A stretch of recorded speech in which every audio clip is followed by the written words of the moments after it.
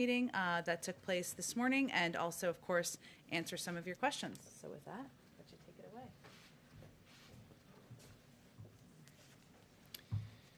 Thanks, Jen. Good to see everybody today. So as Jen said, this morning, the President hosted the first ever Quad Summit, the first time that this group gathered at the leaders level. Of course, they gathered virtually because of the constraints of COVID-19. Each of the leaders independently in the course of the meeting referred to this event as historic because it cemented a group of strong democracies that will work together going forward to secure a free and open Indo-Pacific. The President noted in his opening remarks that this is the first multilateral summit he's hosted since taking office, and that's on purpose. It reflects his view that we have to rally democratic allies and partners in common cause, and his belief in the centrality of the Indo-Pacific to the national security of the United States. During the meeting, the leaders addressed key regional issues, including freedom of navigation and freedom from coercion in the South and East China Seas, the DPRK nuclear issue, and the coup and violent repression in Burma. The President and his counterparts also spoke to the competition of models between autocracy and democracy, and expressed their confidence that despite setbacks and imperfections, democracy is the best system to deliver for people and to meet the economic, social, and technological challenges of the 21st century. And I have to say that over the course of the meeting, a sense of optimism for the future, despite the hard times we're in, was on full display. The four leaders did discuss the challenge posed by China, and they made clear that none of them have any illusions about China. But today was not fundamentally about China. Much of the focus was on pressing global crises, including the climate crisis and COVID-19. And with respect to COVID-19, these four leaders made a massive joint commitment today. With Indian manufacturing, US technology, Japanese and American financing, and Australian logistics capability, the Quad committed to delivering up to 1 billion doses to ASEAN, the Indo-Pacific, and beyond by the end of 2022. The leaders also agreed that they would meet in person before the end of the year, and they launched a set of working groups, including an emerging technology group that will help set standards in key technologies like 5G and artificial intelligence, and another on cyber that will help our four countries meet this growing threat. These groups will deliver results by the time of the summit I just referred to that will happen before the end of the year. The Quad, at the end of the day, at the end of today, is now a critical part of the architecture of the Indo-Pacific. And today's summit also kicks off an intensive stretch of diplomacy in the region. Secretary Blinken and Secretary Austin will travel to Japan and Korea to meet with their counterparts in a 2+2 format. They're getting on the road this weekend. Secretary Austin will go on to India from there. Secretary Blinken and I will subsequently meet with senior Chinese officials in Anchorage, Alaska. And we will have other high-level meetings and visits in the coming weeks with leaders from the Indo-Pacific that will be announced soon. Just a word on Anchorage before I turn to your questions. We've spoken a lot about our fundamental strategy of establishing a position of strength in the early going. And after the work of the past 50 days, Secretary Blinken and I will enter the meeting with senior Chinese representatives from a position of strength. President Biden has signed into law the American Rescue Plan, and the OECD has now projected that our economic growth will be the highest in decades and will help power global economic growth. We're ahead of schedule on the President's ambitious goal of 100 million shots in 100 days. We've launched a bold effort to secure our critical supply chains. We've reclaimed our place in key international institutions, and with the current presidency of the UN Security Council, we passed a strong statement on Burma just this week. We've revitalized our alliances in Asia and Europe. Last week with the Europeans, we agreed to a pause in tariffs in the long-running Boeing-Airbus dispute, and we executed a strong joint response to Russia's poisoning of Alexei Navalny. We've begun deep consultations with our European partners on a common approach to our concerns with China. In Asia, just in the last few days, we've reached new hosting agreements for our troops and our bases with both Korea and Japan. And now we've taken the Quad to a new level. So make no mistake, today is a big day for American diplomacy. This summit is a big deal for the president and for the country, and we are looking forward to the work ahead. And with that, I would be happy to take your questions. Yeah. Thank you, sir. Jennifer Jacobs from Bloomberg News. In the Quad meeting this morning, did the president and his counterparts discuss the cyber attack on the Microsoft exchange? And also, I'm also wondering if they discussed the chips shortage, the shortage of semiconductors, and was there any solution to that? Without getting into too much detail, they discussed both recent cyber attacks and semiconductors in the course of the conversation today. And indeed, the leaders agreed as part of the Emerging Technology Working Group to look at this supply chain question, including as it relates to semiconductors, to make sure that we don't have shortages of critical materials going forward, whether it's semiconductors or rare earths. And with respect to cyber, the impetus behind this new cyber working group is not just the SolarWinds incident or the Microsoft Exchange incident, both of which the United States is responding to with urgency, but also cyber attacks that have hit Japan, India, and Australia just in the past few weeks and months. So this is a common challenge that we face from both state actors and non-state actors, and we do intend to make the Quad a central vehicle for cooperation on cyber. Yeah. On this cyber attack of Microsoft, can you give us a sense at all of the scope and scale of this, how it might compare to SolarWinds, and is this still ongoing? It is still ongoing in the sense that we are still gathering information. We are still trying to determine the scope and scale. It is significant, but the precise number of systems that have been exposed by this vulnerability and have been exploited either by nation-state threat actors or ransomware hackers or others, that is something that we are urgently working with the private sector to determine. It is certainly the case that malign actors are still in some of these Microsoft Exchange systems, which is why we have pushed so hard to get those systems patched, to get remediation underway. And the U.S. government is mobilizing a robust whole-of-government response to it. Ultimately, a lot of this comes down to the private sector taking the steps that they need to take to remediate, and we will give them everything we can to help them be able to do so. Yeah. Can you declaratively say that the Microsoft Exchange hack was done by China? I'm not in a position standing here today to provide attribution, but I do pledge to you that we will be in a position to attribute that attack at some point in the near future, and we won't hide the ball on that. We will come forward and say who we believe perpetrated the attack. You talk about diplomacy. I want to ask you about Iran right now. What is the status of any talks with Iran, given they rebuffed the U.S.'s effort to meet with them? Diplomacy with Iran is ongoing, just not in a direct fashion at the moment. There are communications through the Europeans and through others that enable us to explain to the Iranians what our position is with respect to the compliance for compliance approach and to hear what their position is. And we're waiting at this point to hear further from the Iranians how they would like to proceed.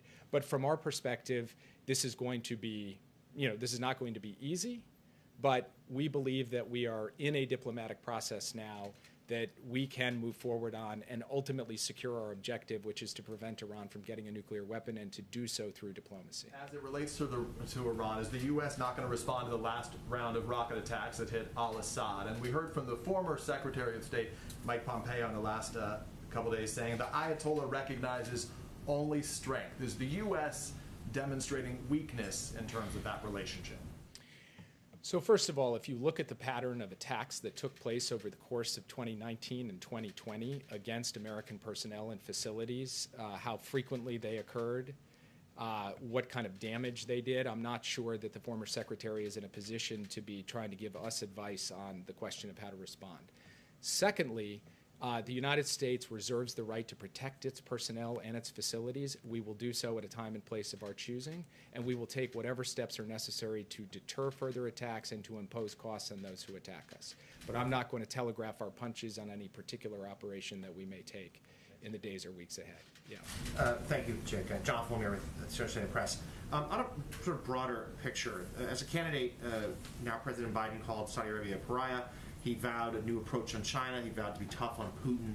But as he's in his early days as administration, both Republicans and Democrats alike have suggested that he's taken a little more cautious, more conservative approach. What should we read into this? Is this him displaying a more realism approach to foreign policy? Why not perhaps be the optimist that he did on the campaign trail? Joe Biden is the ultimate optimist, and today was the ultimate testament to his optimism. Pulling together for the first time ever the leaders of Japan, Australia, and India in a grouping that is going to allow the United States to drive forward its agenda, its interests, and its values more effectively going forward, and to lift up democracy as the signal form of government that can deliver for people and meet the challenges going ahead. So you heard him last night in his speech about where we're going to be on COVID-19. You heard him yesterday at the bill signing about domestic renewal, and you heard him today about his deep belief that the United States will be in a position to lead and to succeed in the 21st century on the global stage.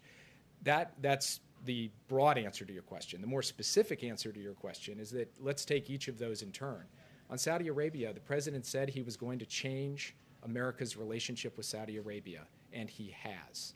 He has not only removed American support for offensive operations in Yemen, he has also taken additional steps to sanction individuals and to publish something the last administration was not prepared to do, an unclassified report on the murder of Jamal Khashoggi.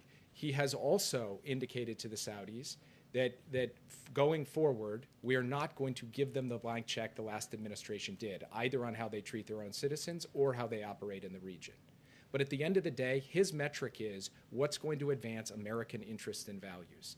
And our near-term interest right now is to get a ceasefire in the war in Yemen so that we reduce humanitarian suffering there, and to get de-escalation in the region so that we increase America's security and the security of our allies and partners. On both of those issues, he has pushed Saudi Arabia hard, and we believe that we are making progress as a result of his policy. If you look at Russia and China, he has both taken a firm line with respect to Russia, including working with the Europeans to impose costs already for the poisoning of Alexei Navalny, and preparing additional responses to other malign actions that Russia has conducted. And as far as China is concerned, the United States, as he has said repeatedly, believes that we are going to end up in a stiff competition with China, and we intend to prevail in that competition. And he is amassing the sources of strength we need to be able to prevail. And that is 100% in line with everything that Joe Biden said on the campaign trail. And 50 days in, we believe we are in a better position to deal with the challenge from China than we were the day that he took office. Yeah. Stephen Portnoy from CBS News Radio. Thanks for coming in and taking our questions. I want to ask you a question about immigration diplomacy. When he was vice president, Joe Biden went to Guatemala in the summer of 2014. You were on that trip as his national security advisor at the time. He went because of what was then an unprecedented surge of unaccompanied minors coming across the border. One of the things he said on that trip in June of 2014 was, we can, A, first make clear in each of our countries in an unrelenting way, not just with a public service announcement, that there is no free pass, that none of these children or women bringing children will be eligible under the existing law in the United States of America. He said that was number one, and then he went on to describe root causes and American aid. Why has that not been the message that this White House is sending now, clear and unrelenting, that none of these children or women bringing children will be eligible under the existing law? So the president has made clear, and this administration has made clear, that we are going to pursue an effective and humane immigration policy and unwind what we believe was the ineffective and inhumane policy over the course of the last 4 years. That's point number one. Point number two is we've made clear that now is not the time to come to the United States. We are dealing with a circumstance in which we have to build the capacity to be able to assess the asylum claims of individuals who arrive here, and we have to deal with the obvious public health effects of a pandemic. So we are sending the message clearly, and you heard it from Roberta Jacobson from this podium earlier this week. We're doing so in the region as well. But the president also believes that under our laws, people who are claiming asylum deserve to have their cases heard properly, effectively, efficiently, and as swiftly as possible, and that is the policy that we are going to pursue. Do you really believe that message is being received clearly in an unrelenting way? I mean, there was a young man quoted in the Wall Street Journal this week who said that this president seems more friendly to him than the prior one, and he believes he'll be able to come to the United States on that basis. So this is day by day something that we need to be able to communicate from a range of different perspectives from this podium, in the region itself, on the airwaves, and we will continue to do so as we go forward. Yeah. Just to follow to next week's meeting with representatives from China, do you think that tariffs and export controls targeting China will be part of the talks? And what does China need to do for the U.S. to dial back on tariffs and export controls? I don't expect that, for example, the Phase 1 trade deal is going to be a major topic of conversation next week. This is our effort to communicate clearly to the Chinese government how the United States intends to proceed at a strategic level, what we believe our fundamental interests and values are, and what our concerns with their activities are, whether it's on Hong Kong or Xinjiang or in the Taiwan Strait, or frankly, the issues that we heard today from our Quad partners, their coercion of Australia, their harassment around the Senkaku Islands, their aggression on the border with India. So this will stay more in that zone than get into the details of questions around tariffs or export controls. But we will communicate that the United States is going to take steps in terms of what we do on technology to ensure that our technology is not being used in ways that are inimical to our values or adverse to our security. We will communicate that message at a broad level. But in terms of the details of these issues, we have more work to do with our allies and partners to come up with a common approach, a joint approach, before we go sit down point by point with the Chinese government on these issues. We will also want to bring other key representatives, senior economic representatives of the Biden administration into those conversations at the point in time when they're appropriate to occur. We can do one more here, guys. Yeah. Taiwan's foreign minister has said he wants to see more security cooperation with the Quad. Do you see the Quad and coordination between the different nations as a way of perhaps increasing the potential cost to China of any move against Taiwan? And did Taiwan and its status come up in your discussions this morning? So the way that we look at this is that the Quad is not a military alliance. It's not a new NATO, despite some of the propaganda that's out there. What it is an opportunity for these four democracies to work as a group and also with other countries on fundamental issues of economics, technology, climate, and security. So I'm not going to get into detail on what the elements of that security will look like because we have work to do as an emergent institution to define what the agenda looks like. What we know is that broad-based maritime security is already core to the Quad agenda, that humanitarian assistance and disaster response and the work of our militaries in that space is already on the agenda. Where we go from there on everything from freedom of navigation to broader regional security questions, that has to be worked through, not just at the leaders level, but at the working level as well. So we'll see how that unfolds over the course of the months to come. Thanks, guys. Please, Jake. Oh, sure. Thank you. We're For reporting Reuters. For Reuters. Thank you. We're reporting that India is likely to block its mobile carriers from carrying or using telecoms equipment by Huawei. Is that something that the United States welcomes? The United States has expressed its concerns about Huawei and the relationship between Huawei and elements of the Chinese government and military apparatus. And so this is a sovereign decision for India to make, but we certainly think it's consistent with the decisions that we've made and advocated as well. And just to follow up on the vaccines, we also have reporting from India that the temporary U.S. ban on exports of key raw materials for vaccines could affect the objective of quickly ramping up production.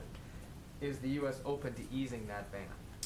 So first, the President had the opportunity to speak with the Prime Minister about this bold initiative that we're undertaking, and we feel very good about our ability to execute against that. Secondly, I do not believe that there is an export ban, but the United States will happily work with countries around the world to make sure that we are doing our part, not just to make sure every last American citizen is vaccinated as quickly as possible, but that the rest of the world gets vaccinated as quickly as possible as well. So I'll leave it at that. Thanks, guys. Thank you, Jake.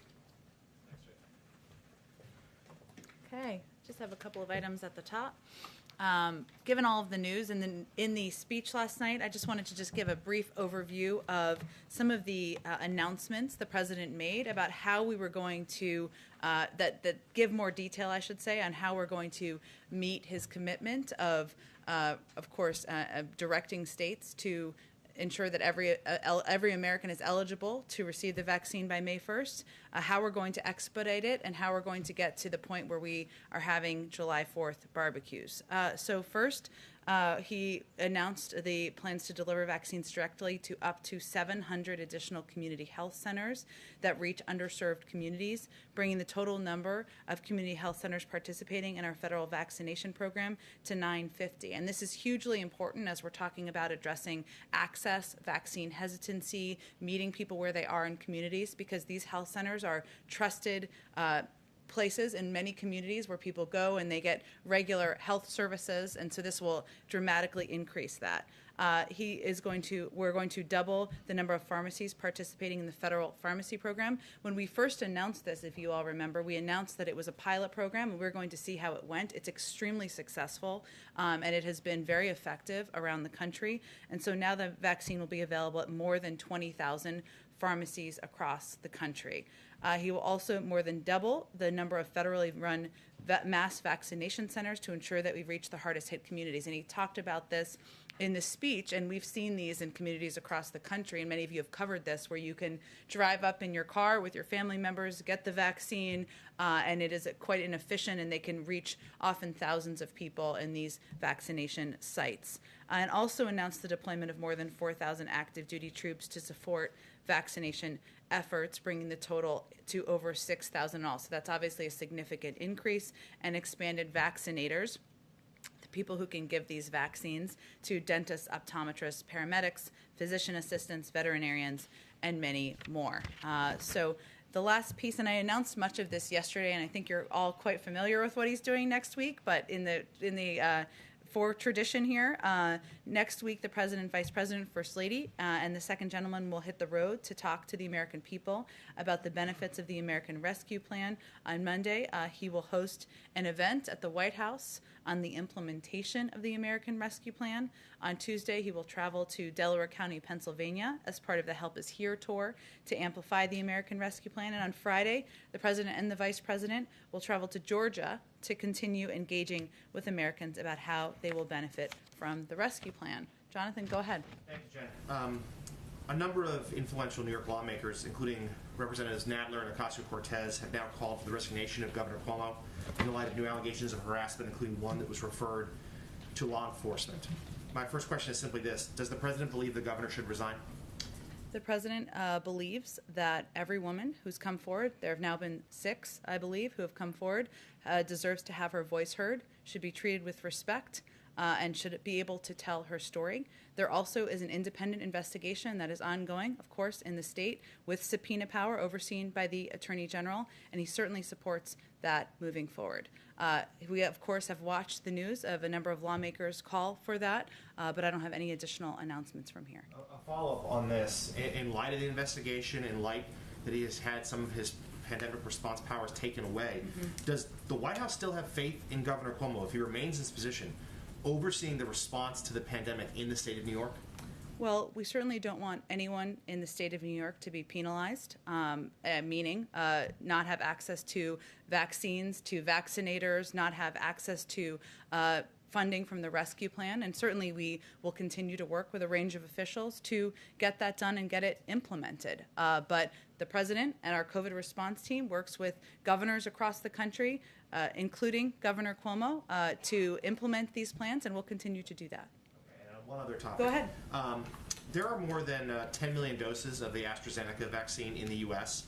that can't be administered here, but could save lives in Europe and other places in the world if the company was freed from the obligation to deliver those doses to the U.S. government. The company has appealed to the administration to let them export those doses. Why has the President not agreed? Well, let me just take a step back here and explain kind of what's going on here. First, as we've stated a few times, but worth restating, the President's priority and focus is on ensuring that the American people are vaccinated. Obviously, he made some significant announcements last night about the timeline of that, and we will have enough doses in our hands by the end of May to ensure we can make that happen. AstraZeneca is also not yet approved by the FDA. We also want to make sure we have maximal flexibility, that we are oversupplied and overprepared, and that we have the ability to provide vaccines, whatever the most effective ones are, to the American public. There are still 1,400 people who are dying in our country every single day, and we need to focus on addressing that. At this time, there have been requests around the world, of course, from a number of countries who have requested doses from the United States, and we have not provided doses from the U.S. government to anyone. So this is not about Europe. This is about our focus and our priority, which we have been very public and clearly stated. And what you're referencing in terms of access to doses, of course, the production, part of the production is through the defense, is enabled because of the Defense Production Act. There is a contract obligation to deliver on the U.S. doses and to fulfill that contract. But any company, AstraZeneca is not a U.S. company. They can also work with, and even if they were, they can work with any country to fulfill and to work on a deal to get access to doses. Go ahead. Jen, if I I'm can, voting in Jeff. Go we ahead. just heard from Jake Sullivan talking about on immigration, the need to have a consistent and continued message to communicate to migrants that the border is closed right now. We saw Ambassador Jacobson. He says there has to be a message on the airwaves and in that region as well. If you want to send the message to migrants that the border is closed, shouldn't President Biden be the one who is clearly delivering that message? Well, he did do an interview with Univision about 2 weeks ago and made that absolutely clear. And I certainly expect he will look for the opportunity to do exactly that. I will note, however, that he is one of the voices. Ambassador Jacobson is one of the voices. There are a number of effective voices in the region, including leaders in the region, including partners we need to have in the region, NGOs and others, to deliver the same message that now is not the time to come, that the majority of people are turned away at the border, which is backed up by factual data, that adult families will be turned away at the border in almost every scenario. And so that is part of the data and part of the information that we're looking for partnership to deliver in the region. Is it working? Well, again, Peter, I think we know, we've seen the numbers that CBP puts out on a regular basis. We know there are more children under the age of 18 who are, of course, coming across the border. That is consistent with what our policy has been. But in terms of people who are turned away, who are coming to the border, who are turned away, I mean, those numbers, are people hearing that? Are they still making the journey? I don't have any further analysis of that. I know that what people are looking at is that there are more children who are coming across the border, and we've certainly confirmed and acknowledged that. Let me ask you about the president's speech last night. This was a speech about the anniversary, the last year since the pandemic began. Of course, he spent a lot of time touting the success of vaccines, yet there was no mention of the president under whose administration these vaccines were developed. Does former President Trump not deserve any credit on vaccines? Well, the president himself and many people in our administration have conveyed that making the progress that was made, and we've said this publicly, that was made on these vaccines was a Herculean, incredible effort by science and by medical experts. And certainly we have applauded that in the past, and we are happy to applaud that again.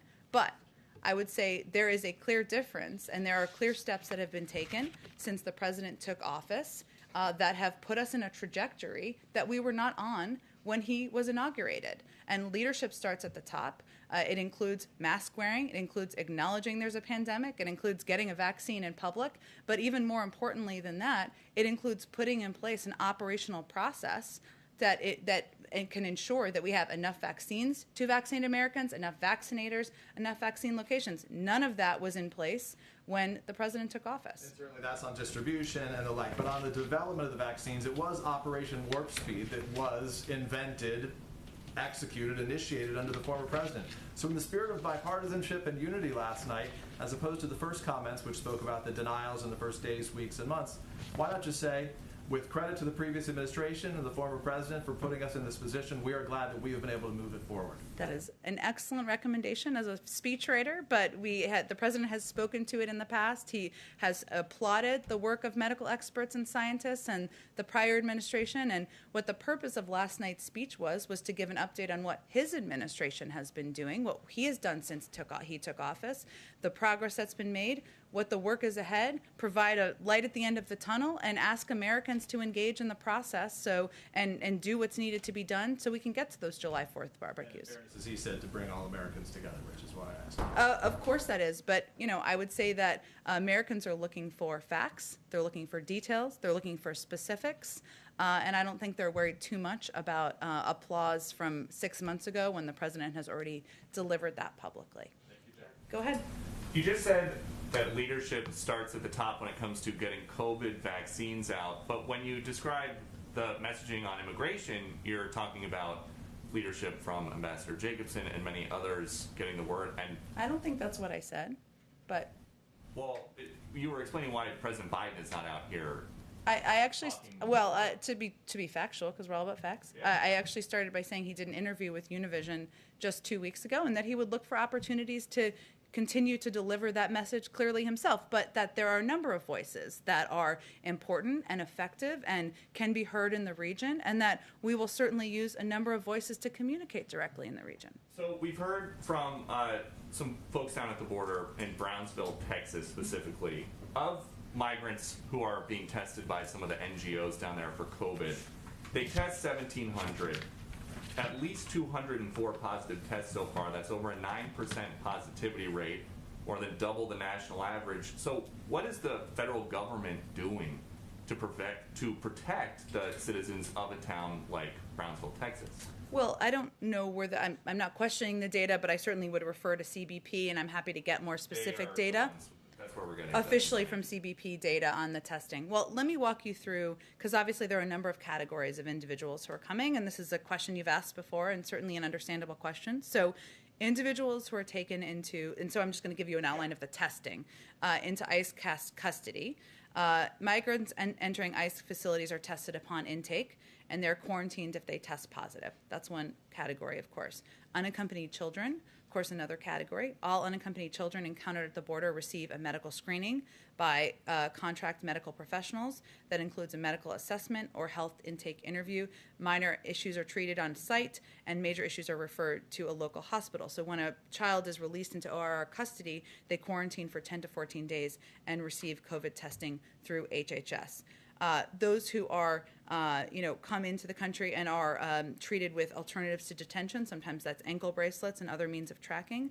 DHS works with city and county leaders as well as public health officials to provide COVID-19 testing and, as needed, isolation and quarantine for families released from Border Patrol facilities. And that's something we've talked about a bit in here in terms of a proposal that was made by DHS and FEMA in coordination with NGOs and local authorities to fully cover and pay for the testing. That up to this point, the governor has declined that proposal. But based on what you have said before and our understanding of the policy, it's just guidance that these migrants who test positive, many of them are instructed you should go and quarantine and isolate. Does the administration know how many actually do versus how many actually just go off to wherever? Well, I just wanted to convey, because I know you were asking a good question here, that the very specific processes that are taken for each scenario. And certainly there are, with the individuals who are coming across, alternatives who are treated with, again, noted sometimes ankle bracelets as they come across while they're waiting for adjudication of their cases. Those are the steps that are taken. Those are the recommendations that are made. And I just noted that testing is there's a proposal for testing all of these individuals as they come across. So that's what our policy processes are. But in terms of specific data and numbers, I would certainly refer you to CBP, or I'm happy to talk to them as well. And do you know if there are any administration discussions about vaccinating some of these migrants who are being held for much longer than normal, or much longer than in previous administrations, to stop the spread in the shelters? It's a really good question. I would say, obviously, we're focused on vaccinating, eligible Americans in the country, but we do believe that vaccinating as many people as possible keeps all of us safe and ensures the safety of all people living here. But I'm not aware of any plans. We are very focused on addressing and taking steps to address the public health challenges that we're seeing across the border, of course, with the pure number of people, the number of people who are in CBP facilities and in these shelters. We've talked a bit about working with the CDC on guidelines, but certainly with the pure numbers, we need to continue to look at and evaluate ways to prevent this from becoming more of a public health challenge. And then one other topic quickly. Last night in his speech, President Biden reiterated his goal. He wants a majority of schools open by his 100th day in office. That's April 30th. Yep. One day later, May 1st, he says that every adult is going to be eligible for the vaccine. We know that teachers have been prioritized everywhere. So why just a majority of schools as the goal instead of a specific high percentage, or say all schools?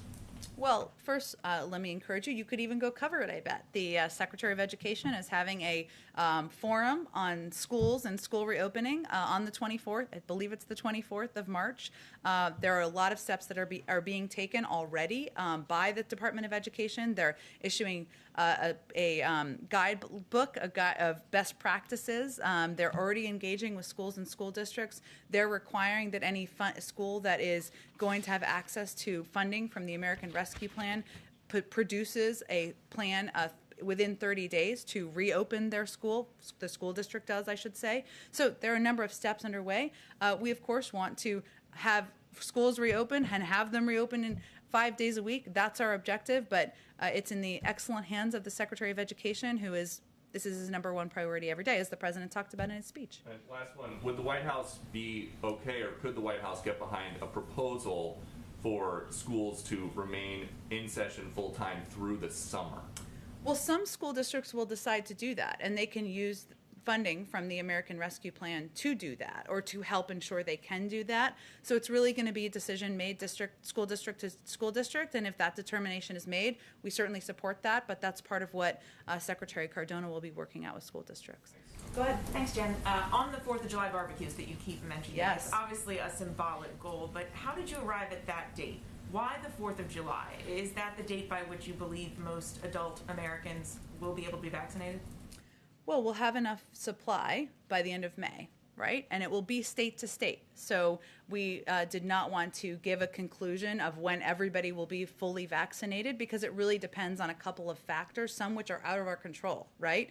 People who have concerns about the safety and efficacy of vaccines, we need to continue to redouble our efforts to address that. Obviously, some states will have faster timelines than other states. But, we recognize that with a May 1st timeline of everyone being eligible, with the ability to have vaccines for every American available, or we'll have the supply for them by May 31st, that we felt it would be a timeline, our health and medical experts, it would be a timeline by which we could have, and again, this is not large gatherings, as you know, Mary, it is having a small group of friends and neighbors in your backyard. So it's certainly not a full return to concerts and soccer stadiums, but it is a baby step toward that, and our team felt confident that we could get to that point. So is it safe to say that by July 4th you think we're in the ballpark where you could have most adult Americans vaccinated? Well, again, many of the factors are out of our control, including individuals being willing to take the vaccine, and that's why it was so important for the president to convey that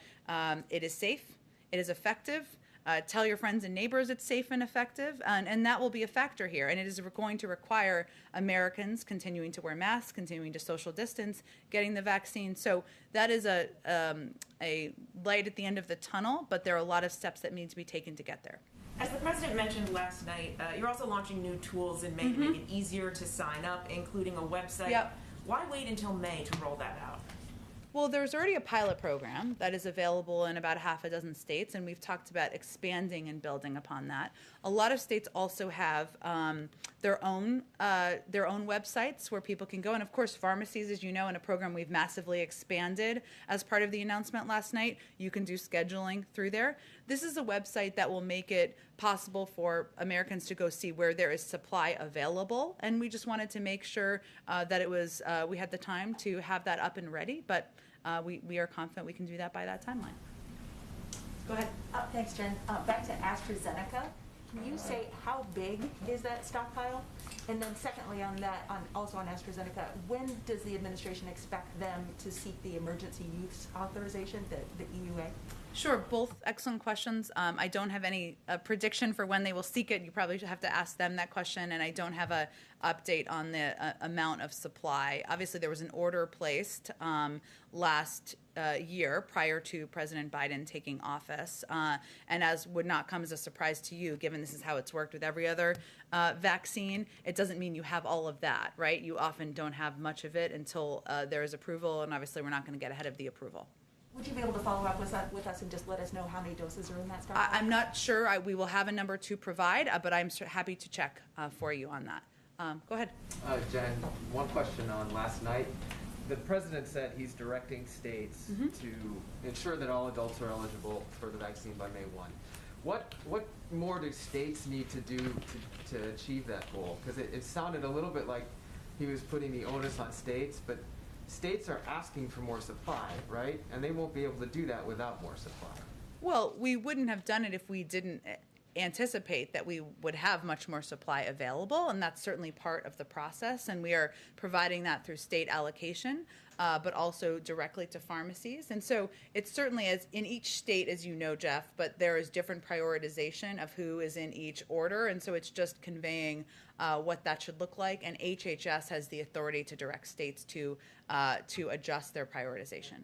And they made that clear yesterday too about the authority. I guess I'm just wondering, why does he need to tell states this? Is there a lag where states not moving in that direction? I think it was making clear that this was his expectation of its being a leader of governors and leaders in the country of when, and providing some clarity to the American public about when they can expect to be eligible.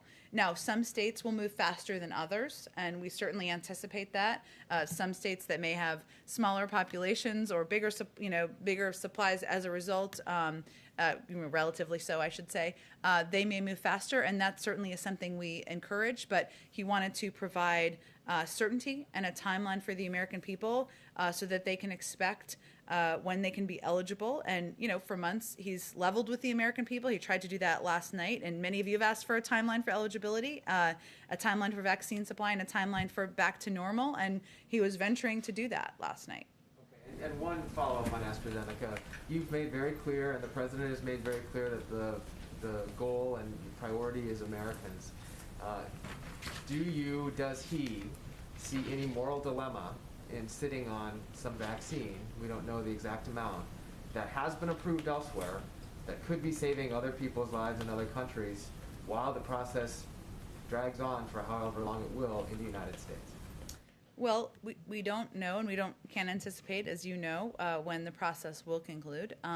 But I think his view is that his first obligation, is to addressing what is still a crisis in our country, right? And what is still a circumstance where, yes, he outlined last night that there's a light at the end of the tunnel, but 1,400 Americans are dying every single day. And he wants to have, as the leader of this country, maximum flexibility. Now, as Jake just outlined, he also wants to be a key member of the global community and send the message that we want to be collaborative and cooperative and work with other countries to get the global pandemic under control. No doubt that is a tricky balance, but in the middle of a pandemic, we're still at war with the pandemic. It was a priority to him to ensure that he has maximum flexibility as the leader of this country. Go ahead. Just a follow-up clarification on the prioritization. So last week, or earlier this month, the White House called on states to prioritize teachers and vaccinations. Now the White House is saying states should open up eligibility to everyone as soon as possible. So by May 1st, yeah. So what does that mean right now for advising states on priority groups? Should they be getting rid of them? Should they keep them intact? I mean, should they still be focusing on teachers right now? And how do they square all of this stuff, given that they're saying that they have shortages of vaccines right now? Well, I think there are some who are saying that and some who are not, and obviously we've been increasing supply nearly every single week. Actually, every single week we probably have been increasing supply, and as you all know, we will also have more and more doses we'll have access to as the federal government to ensure that states are getting an increase in supply. It's going to be decisions made state by state on how they provide clarity to the people in their state. I believe Alaska is a state that has already moved to eligibility for everyone. So there are probably models that some states can look to. Teachers remain prioritized, and that is done primarily through the pharmacy program. It's been quite successful. I have not heard reports of confusion in recent days at all about that program and the implementation of it, but each state will have to decide how they implement and their timeline, and he is just giving them the time to be able to implement in advance of May 1st. Go ahead. Jen, the president took pains last night in his speech to condemn attacks on Asian Americans. Called un-American and wrong, they must stop. Does the president believe that his predecessor had anything to do with the rise in attacks on Asian Americans? I think the president has spoken about the concerns he had about the rhetoric and the provoking of hate speech by his predecessor. And I think he's not made a secret about that. But we're looking at this moment, 50 days into an administration, where there are still, many in the Asian American community still live with fear, still are being threatened, still are being attacked. And he felt it was important for him as the President of the United States and leader of this country to make clear that that's not acceptable and to condemn that during his first primetime address. And so that was more, not a reflection of his thinking about his predecessor, more about looking at what people are still facing in this moment. Is there anything more the administration can do on this point? There's a push on the Hill, I understand, to have a DOJ official take on this problem. Is that something that the president would support? And if absent legislation, is there something he could do or order the Attorney General to do? I think he would expect the Attorney General would make decisions independently about how to best address. And I'm happy to talk with our policy team and see if there's more. Obviously, he signed the executive order in the early days and condemned these actions last night, and certainly would expect, as I said, the Department of Justice to make independent decisions, but I can see if there's any more specific policy actions we can take. Quick question about next week. This is the first Irish president in some time. Any plans for St. Patrick's Day, even here at the White House? I expect we will have more to preview. We, of course, will be recognizing St. Patrick's Day, but I will have more to preview for you on what that looks like probably later in the weekend or early next week as it's being finalized. Go ahead. Yeah, following up on the earlier questions about July 4th, in order to reach that goal, I mean, is there a certain percentage of Americans that need to be vaccinated? Or if there's no number, what does the situation need to look like? Do we need to continue on the pace that the country has been on in recent weeks? Well, I think it's important to note that we're not talking about a July 4th celebration on the mall. We're not quite there yet, right? And we're not talking about soccer stadiums being filled in communities across the country. That might require something more like what you're talking about. We're talking about the American people being motivated and excited by the fact that if they get vaccinated, if they abide by that there will be access to vaccines, they will be eligible, and if they take steps to get vaccinated, to continue to wear masks, to continue to observe social distancing, then looking ahead to July 4th is an aspirational moment where people can plan small get-togethers in their backyard. But we're not talking about a mass event here or a return to total normalcy. That's not what this is. This is a step more toward the kind of socialization and engagement with friends and family that he knows as a human being people have been missing over the last year. Yeah, and another question, the $350 billion in direct aid to state and local governments. State and local governments right now are going through their budgeting processes. When might they be, has the White House been able to determine when they'll be able to start getting money from that aid? Will it be in one large chunk from municipalities and states, or will it be over a staggered time? What have you been able to determine through the Treasury Department? Yeah, that's a great question. I know Treasury is working hard at ensuring that this money is getting out the door, the portions of the money they're overseeing. But I'd have to talk to them more about how that will be implemented or pushed out specifically, and kind of what the timeline for that will be. And hopefully we'll have more of an update on that early next week, but I'll see if anything is ready before then. Yeah, one more final question. Under the American Rescue Plan and the $1,400 checks that Americans receive, there are currently no protections to prevent debt collectors from seizing stimulus checks. During the last year, the second round of stimulus checks had such protections. Senator Ron Wyden of Oregon has a standalone bill that would provide those protections. Does the president believe debt collectors should have access or should not have access to that money, and does he support the Wyden bill? I haven't talked to our legislative team about that. I know there were a number of adjustments made post the implementation of the package in December to adjust and address issues like non-filers having access, ensuring that we were reaching people who weren't reached and were eligible. So I would have to talk to Treasury about whether they have a concern about this at this point in time or whether protections have been put in place. One more I forgot about the 4,000 military personnel that the federal government plans on extending for the acceleration of vaccines. Has it been determined where they are going? Is it to help at vaccination centers, mega sites? Can you talk more about the deployment of those soldiers? They typically help in all sorts of locations where help is needed and determined in coordination with local governors and local elected officials and folks who are overseeing these centers. So it's really case by case and state by state, but I don't have a breakdown of where they'll be going quite yet. Go ahead. Last night, the president again said more Americans have died from COVID-19 than died in World War I, World War II, Vietnam War, and now at 9/11. The numbers don't bear that out. So why has he said that again for a second time? Well, I think I'll have to check on that specifically for you. I don't have the numbers all in front of me either, but if it's important to you, I will follow up with you after the briefing on it. Well, you've been called out for it once before, so it was a surprise. We know he did a line-by-line edit, so it's a surprise that it went in again. Well, I'm glad you're focused on the important business, but I'm happy to check on it for you. Go ahead in the back.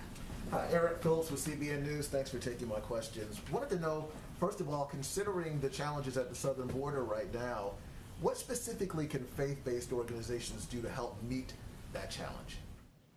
It's a great question. I mean, faith-based organizations are an incredibly important part of the NGO community, as you know, as it relates to addressing immigration in a humane way, and oftentimes helping to find, helping to connect these unaccompanied children with safe and vetted homes or sponsor homes. That's a key role that they play.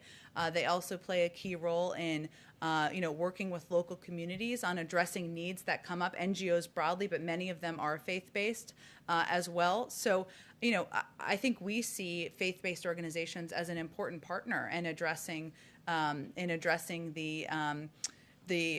challenges we're facing at the border and ensuring that these kids who are coming across are treated humanely, or find safe shelters and safe locations to be while their cases are being adjudicated, and they play vital roles at most steps in the process. When it comes to the vaccine, the administration is saying, hey, get vaccinated as soon as you can with the vaccine that's available to you first. Yeah.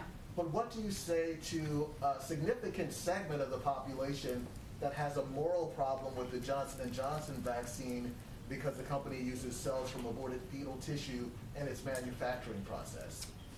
Well, I know that the Vatican has conveyed that all 3 vaccines are safe and effective, and I know that is a powerful authority for many who are close to their faith. But that is something that has also been conveyed by health and medical experts. And I would also we also recognize that while that is factual, and I would certainly point you to those important authorities, we are not always the best messengers that here a Democratic administration to communicate to everyone in the public about the safety, the efficacy, and the importance of taking the vaccine. And so we are very open to looking to working with a range of partners and messengers, outside groups, outside organizations, and conveying exactly that, because we believe that ensuring the public is vaccinated and saving lives is something that transcends political party. It transcends disagreements about a range of issues, and so we are very open to that and recognize that we are not always going to be the right voice or the right face for that message. Lastly, I just wanted to ask you, how is temporarily tightening war power restrictions in places like Somalia, Yemen, and Libya going to be beneficial to the U.S., whereas ambassadors in those places used to be able to give the go-ahead? Now the White House has to, at least for now, give the green light before these actions can be taken. Sure. Well, it was important to the president and our national security team that we take a moment to review the use of these powers, authorities, over the last several years. It's not forever, but they wanted to take a moment to do that review at the beginning of an administration and make a determination about how to best approach it moving forward. So that's what it's a reflection of. Okay, go ahead. Thanks, Jen. One on vaccine hesitancy and one on gun control. Sure. So a latest poll we did in-house at Yahoo saw that 44% of unvaccinated Republicans said they would never get vaccinated. This is higher than we found than any other group or crosstab. Are you worried that the vaccine hesitancy from these Republicans, the white Republicans, will make it harder for President Biden's goal of vaccinating all adults by summer? And what is your guys' thought, or what is the administration doing to persuade Republicans in particular to get vaccinated? You're talking about who are the effective messengers here. Well, we're concerned about vaccine hesitancy in many communities across the country because we are going to get to the point, clearly, where we have enough supply for to vaccinate every American, every adult in this country, and it will get to the point where we have more vaccines than people who want to take the vaccine, and we see that on the horizon. So we have taken a number of steps in communities where we feel we can be very effective messengers in, and that includes, just statistically, just because I know you were giving a statistic about kind of white conservative Republicans, but Black and brown communities are actually the hardest hit by the pandemic, 2 times more deaths and hospitalizations. Also communities where there is high levels of vaccine hesitancy, and we have taken a number of steps to open, as I mentioned, these community health centers, invest in more mobile units. A big issue, though, is access and accessibility and meeting people where they are, regardless of their political affiliation.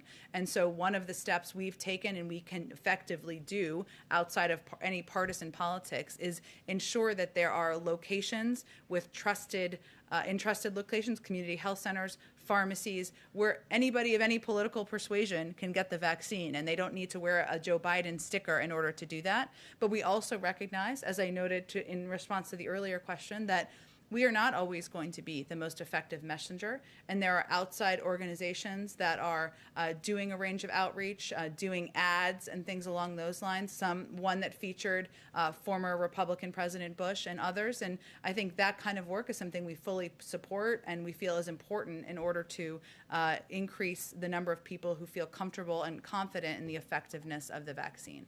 Follow up on that, we've heard a lot from the administration on very specific plans about, like you said, Black and brown communities and how they're being disproportionately affected. But is the White House thinking of how to reach Republicans who will not take the vaccine? Talk about the ad. Former President Bush was in it, of course, notably former President Trump was not there. Is there outreach to Trump or to any other high-profile Republicans to talk to these Republicans so they will never take the vaccine? I guess what I'm trying to say, but maybe not clearly enough, is that we recognize as a Democratic administration with a Democratic president that we may not be the most effective messenger to communicate with hardcore supporters of the former president.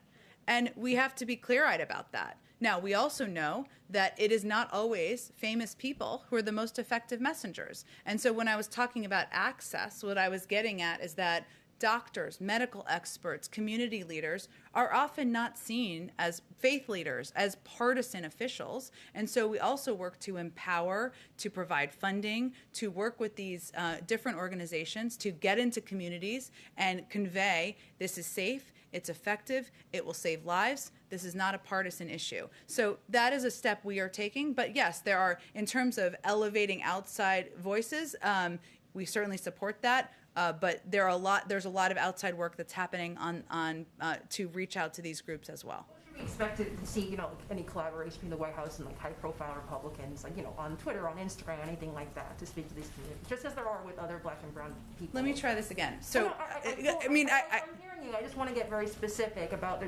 outreach to Black and brown communities is very specific. Yeah. Is there going to be very specific what I'm conveying is we are focused on how do we address the root issues and the approach that will solve the challenge here. And what I'm trying to get at is that accessibility. It may not satisfy this conservative Republican and this famous Democrat working together. That may happen, right? But the way that we have seen through data, the way that our health and medical experts have conveyed to us is that making it accessible doing that through community health centers, ensuring there is access and supply, making sure that local doctors, faith leaders, community leaders have access to that, have the information, is incredibly effective. That's what we're investing in, and can also be quite effective with many of the groups that you've talked about. One question on gun control. Sure. Yesterday, two Democratic-supported bills about gun control passed through the House. Now it moves to the Senate. Curious what the White House's outreach is going to be to senators to try to get 60 votes for these two kind of very important, especially for progressives, legislation on gun control. Yeah. Well, first, gun safety measures and putting in place background checks is something the president has been personally committed to for many years of his career. He thinks it is long overdue. It is steps that will help save lives, keep communities safe, children safe, schools safe.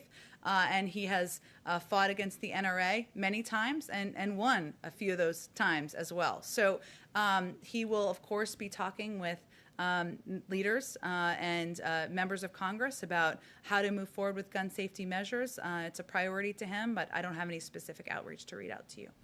Go ahead in the back. Thanks. I have another question about state aid under the American Rescue Plan. Mm-hmm.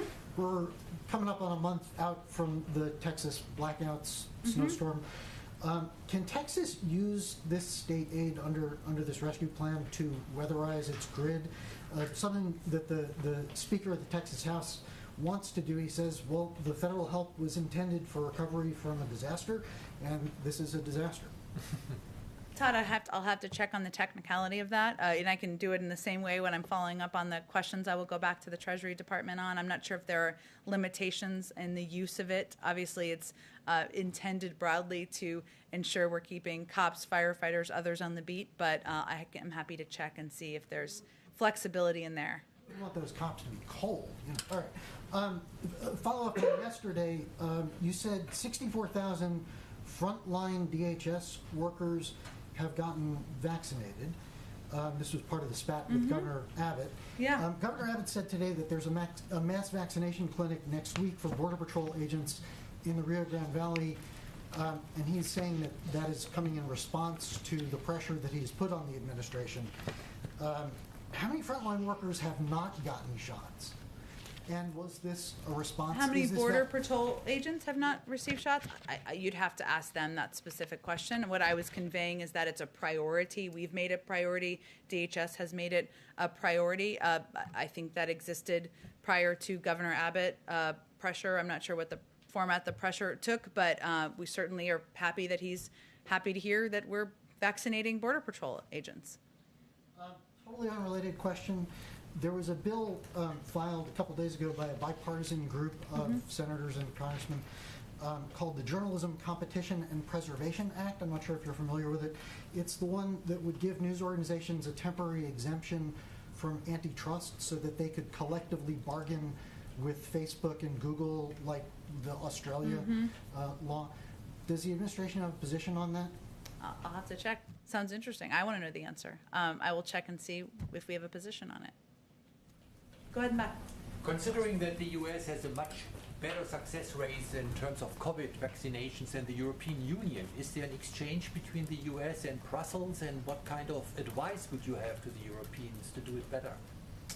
We absolutely are coordinating, discussing, sharing best practices, and of course addressing the global pandemic is something that comes up in nearly every conversation, if not every conversation, the President, our Secretary of State, National Security Advisor have at every level. There are a lot of lessons we've certainly learned over the last couple of months, and I'm sure our team would be happy to share them. And you're right, we are now vaccinating more people on a daily basis than any other country in the world. Thank you, John. Thanks, everyone. Thank you. You too.